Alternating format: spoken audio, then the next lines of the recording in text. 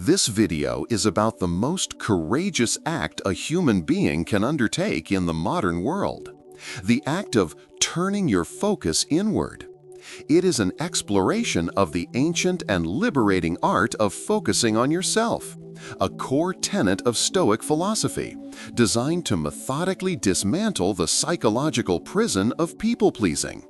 We are not here to offer simple life hacks or fleeting motivation. Instead, we will embark on a journey.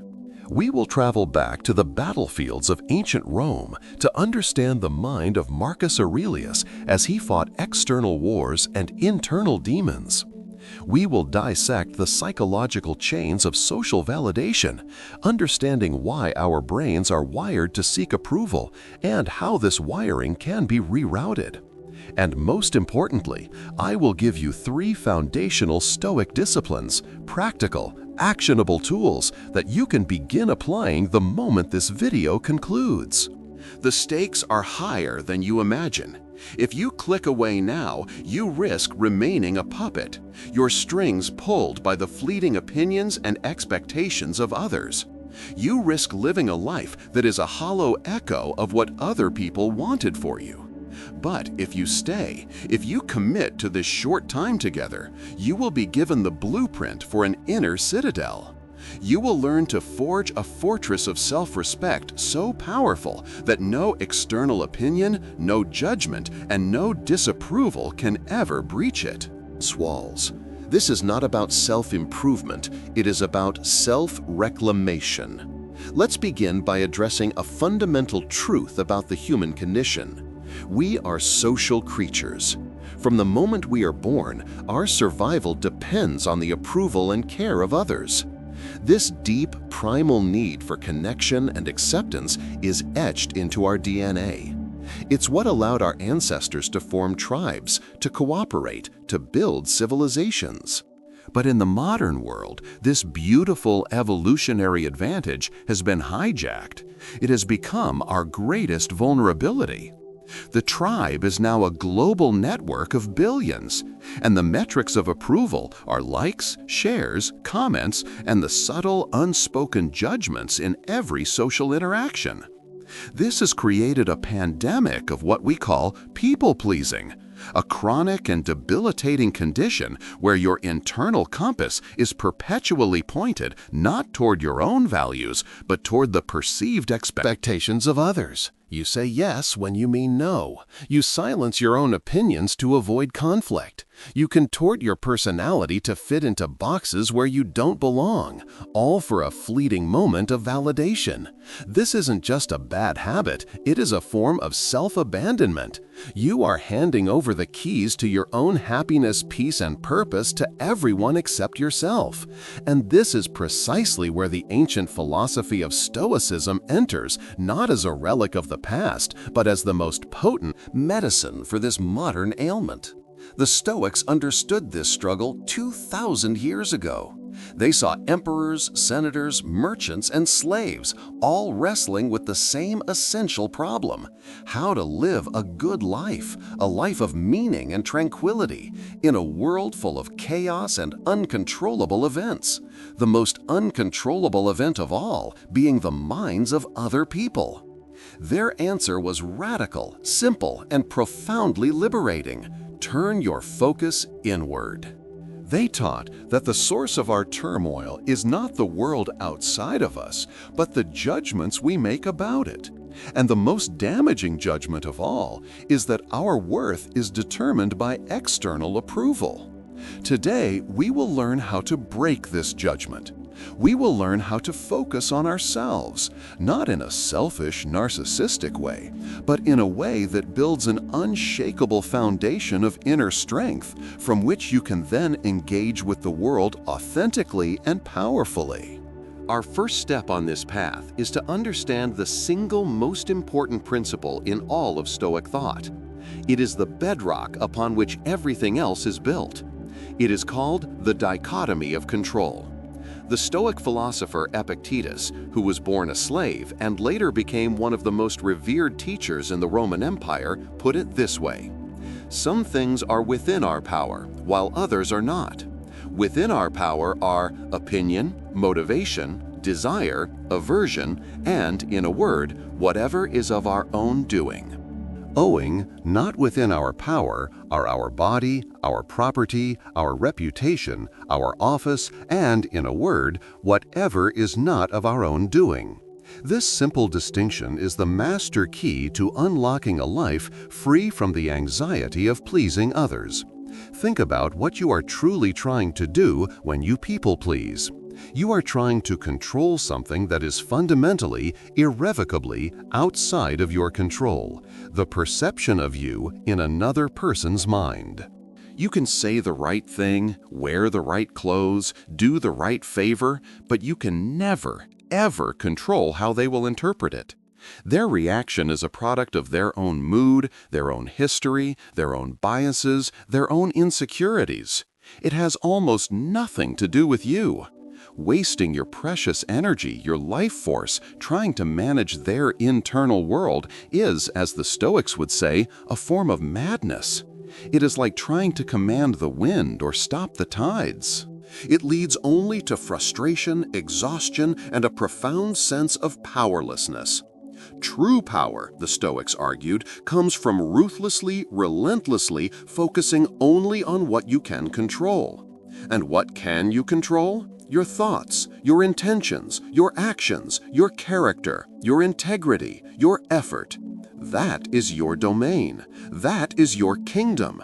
The opinions of others? That is their kingdom. Let them rule it.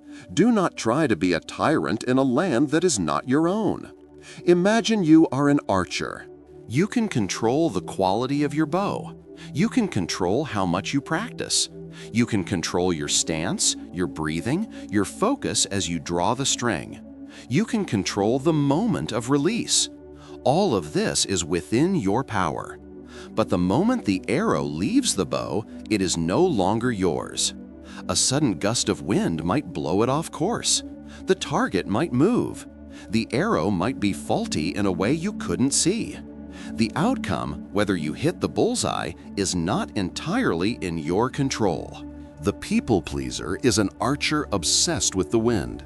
They spend all their time trying to predict it, begging it to be still, cursing it when it blows. They neglect their stance, their practice, their own form, because their entire focus is on the uncontrollable. The Stoic archer, however, finds their satisfaction and defines their success by the quality of the shot itself. They focused on their intention, their effort, their execution. If they did everything within their power to make it a good shot, then for them it was a good shot, regardless of where the arrow landed. This is the shift in mindset we must make. We must stop defining our success by the bullseye of external approval and start defining it by the quality of our own actions and intentions. Let's make this even more concrete with a story. Consider the life of Epictetus himself.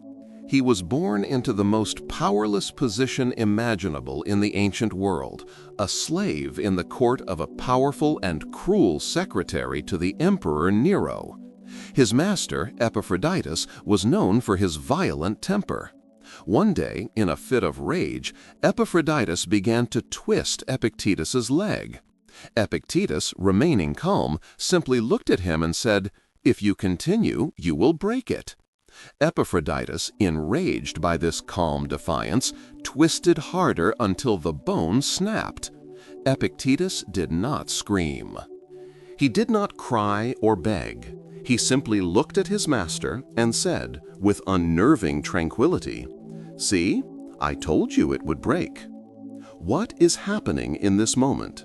This is the dichotomy of control in its most extreme and powerful form. Epictetus could control Epictetus's body. He could break his bones. He could control his freedom of movement. But he could not control Epictetus's mind. He could not control his judgment, his inner response. Epictetus had drawn a hard line around his inner citadel. His body was outside of it, subject to the whims of a cruel world. But his mind, his soul, his character, that was his and his alone. He understood that his master could harm his leg, but only Epictetus himself could harm his character by reacting with fear, hatred, or despair. He chose not to. He chose to remain virtuous and composed, even in the face of excruciating pain and injustice. This is the source of his legendary power. He was physically a slave, but mentally the freest man in Rome. Now, you and I will hopefully never face such a brutal test, but we face smaller versions of this every single day. When a coworker makes a passive-aggressive comment, when a friend doesn't text back, when you post something online and get a negative reaction. These are all moments where the world is trying to twist your leg. The people-pleasing response is to immediately internalize it. What did I do wrong? How can I fix their opinion of me? They must hate me. You are allowing them to break your inner peace. The Stoic response is to pause and apply the dichotomy of control. The comment they made, not in your control. Their mood, not in your control. Their opinion of you, absolutely not in your control. Your response, entirely in your control. You can choose to see their comment as a reflection of their own unhappiness. You can choose to focus on the quality of your work, not their reaction to it. You can choose to maintain your inner calm. This is how you start to build that inner citadel. So, how do we begin to practice this? The first step is an exercise of awareness. I want you to start acting as a detective in your own life for the next week. Carry a small notebook or use an app on your phone. Every time you feel a pang of anxiety, frustration, or sadness related to another person, stop and write it down. Then, draw 2 columns. In the first column, write down the elements of the situation that are outside your control. In the second column, write down the elements that are within your control. For example, you're anxious about a presentation at work. Outside your control, whether your boss likes it, whether your colleagues are impressed, whether you get a promotion because of it. Within your control, how thoroughly you research, how many times you practice, the clarity of your slides, etc. Our intention to deliver value, your composure during the Q&A. This simple act of sorting reality into these 2 columns is transformative. You will begin to see just how much of your mental energy you have been wasting on the first column. The goal is to consciously, deliberately shift 100% of your focus to the second column. This is your field of play. This is where you can win. This practice starves the people-pleaser within you. The people-pleaser thrives on ambiguity and anxiety about the uncontrollable. When you bring clarity to the situation, it loses its power. You are no longer a victim of circumstance. You are an agent acting within your defined sphere of influence. This is the foundation. Master this, and you are already halfway to freedom. But there is another, deeper fear we must confront.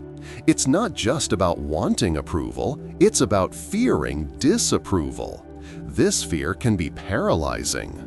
It's the fear of being judged, ostracized, or rejected.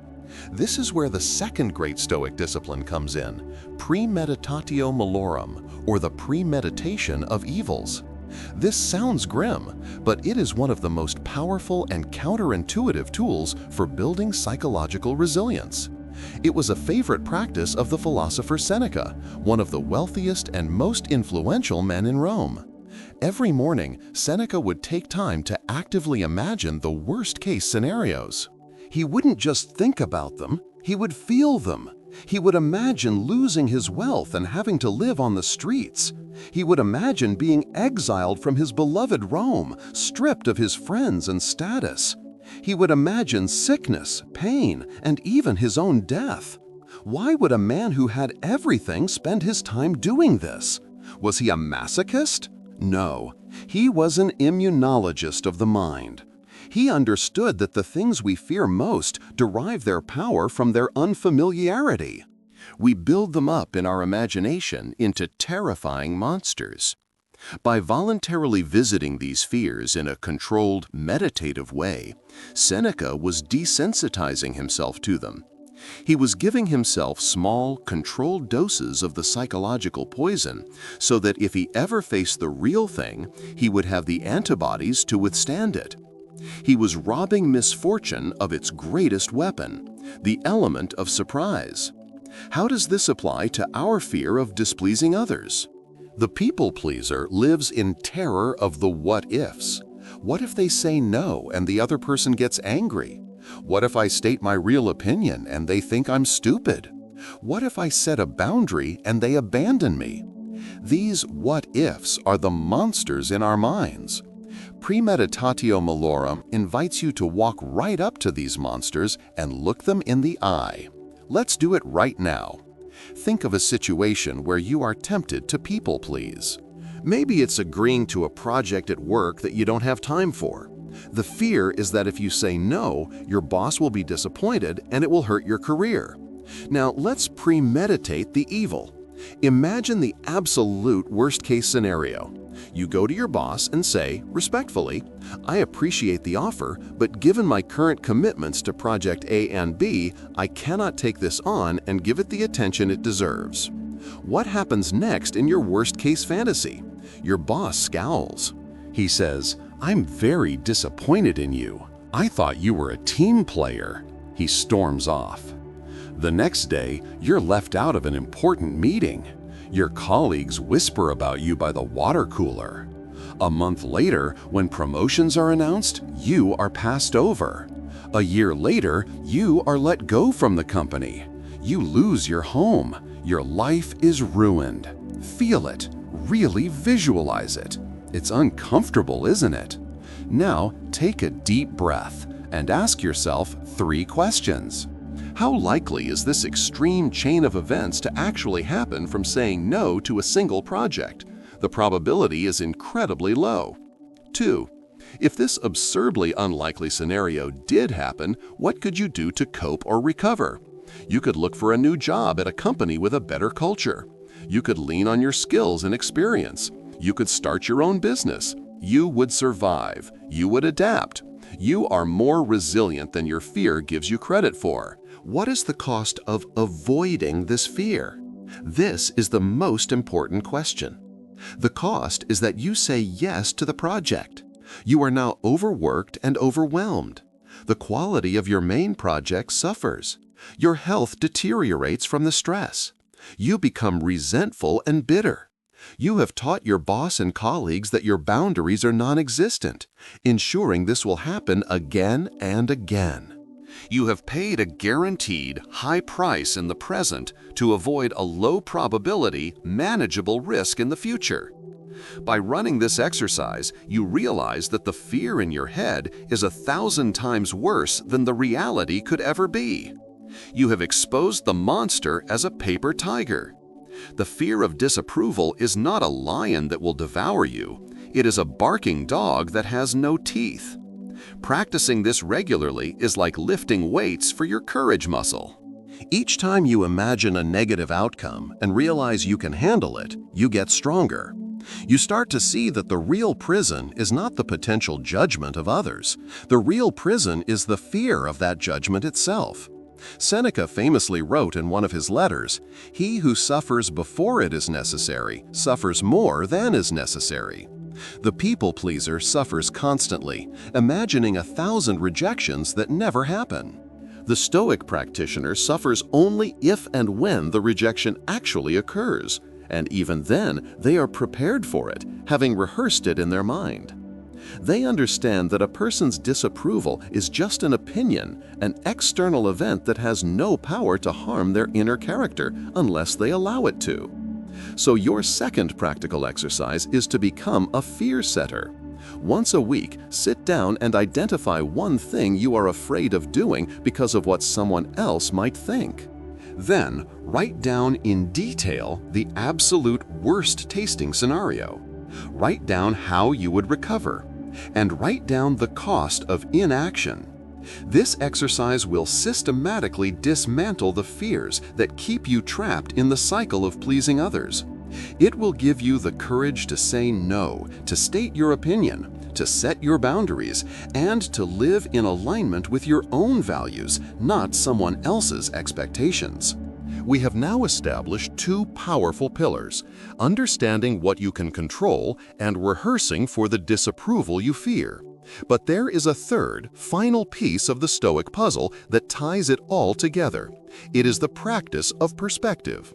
The Emperor of Rome, Marcus Aurelius, was arguably the most powerful man in the world during his reign. He commanded armies, ruled over millions, and his every word could change the course of history.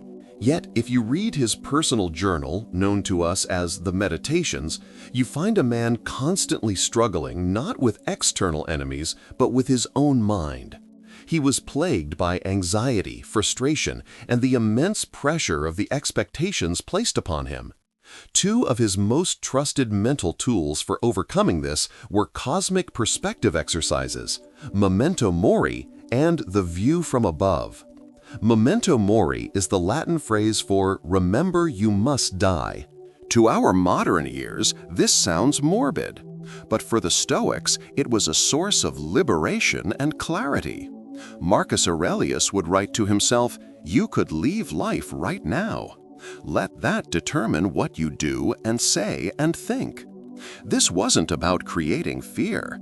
It was about creating urgency and priority. When you are truly conscious of the fact that your time is finite and limited, the petty anxieties of daily life begin to fade into insignificance. Think about it. You are on this planet for a brief, flickering moment. Do you really want to spend that precious time worrying about whether a stranger on the internet liked your photo? Do you really want to waste your limited hours doing things you don't care about just to win the approval of people whose opinions will turn to dust along with them? Memento mori is a filter. It helps you distinguish the vital from the trivial. The approval of others is trivial. Your character, your contributions, the love you give, the principles you live by, these are the vital things. Focusing on your own path, your own growth, your own purpose becomes an urgent necessity when you remember that the clock is ticking. You simply don't have time to be a supporting character in someone else's story. The second perspective tool is the view from above. Marcus would practice this visualization. He would imagine his own consciousness floating up out of his body above the continents. Activity of Rome. He would see the scurrying figures below, each consumed by their own tiny dramas. Then he would float higher, seeing the whole of Italy, then Europe, then the entire Earth as a small blue marble.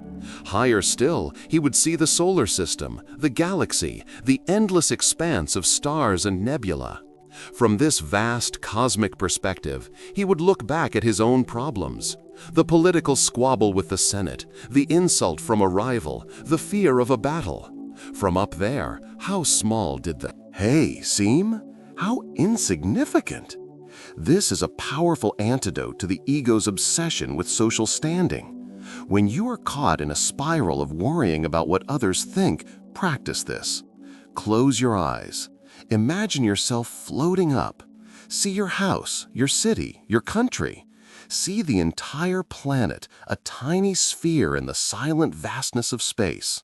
On that sphere are 8 billion people, each with their own complex world of thoughts, fears, and desires. The person whose opinion you are so worried about is one of 8 billion, and their opinion of you is one of trillions of thoughts happening on that planet today. In the grand cosmic scheme of things, it is less than a grain of sand on an infinite beach. This isn't meant to make you feel insignificant, but to liberate you from the imagined significance of other people's judgments. It puts your social anxieties into their proper context. It helps you realize that you have been playing a small game on a very large stage. The game you should be playing is the one between you and your own potential, between you and your own values. That is the only game that truly matters. So the third and final practice is to integrate these perspectives into your daily life. Start your day with a memento mori. Look in the mirror and remind yourself, this day is a gift. I will not waste it on trivialities. I will focus on what is truly important. When you feel overwhelmed by social anxiety, take 2 minutes to practice the view from above. Find a quiet place, close your eyes, and zoom out. Watch your worries shrink. These practices, when combined, create a profound shift. The dichotomy of control gives you clarity on where to focus your energy. Premeditatio malorum gives you the courage to face disapproval. And the cosmic perspectives of memento mori and the view from above give you the wisdom to see how little that disapproval actually matters in the grand scheme of things. To focus on yourself in the Stoic sense is not to become selfish or isolated. It is the opposite. It is to build a self that is so solid, so grounded in its own principles, that it is no longer swayed by the chaotic winds of public opinion. It is to become a lighthouse, not a weather vane. A lighthouse stands firm, rooted in its foundation, and shines its light regardless of the storm raging around it. A weather vane spins frantically, changing direction with every passing breeze. When you stop people-pleasing, you stop being a weather vane. You start to cultivate the inner strength to be a lighthouse. From this place of stability, you can then engage with the world more effectively and authentically. You can help others not because you need their approval, but because it is the right thing to do. You can love others not because you need them to complete you, but because you are already whole. You can lead and create not to seek validation, but to express the unique value that only you can bring to the world. This is the ultimate paradox. By focusing on yourself, on your own character and inner world, you become infinitely more capable of serving others and the greater good. You stop draining your energy in the futile quest for approval and start channeling it into meaningful action. The path is simple, but it is not easy. It requires daily practice. It is a lifelong commitment to choosing your own internal compass over the external noise. But every time you choose to act from your own values instead of from a fear of judgment, you cast a vote for your own freedom. You lay another stone in the foundation of your inner citadel. Start today. Identify one small area where you have been people-pleasing, one yes that should have been a no, and make a different choice. Do it not with aggression or resentment, but with quiet, firm self-respect. It will feel uncomfortable at first. That discomfort is the feeling of a muscle being worked for the first time. But with each repetition, it will get easier. You will get stronger, and you will begin to experience the profound peace and freedom that the Stoics spoke of 2,000 years ago. Of the freedom of a life lived on your own terms. If this ancient wisdom has sparked something in you, subscribe for more journeys into the art of living. Let's build unbreakable minds together. Now, I leave you with a question to reflect on in the comments. What is the one opinion you are finally ready to let go of starting today?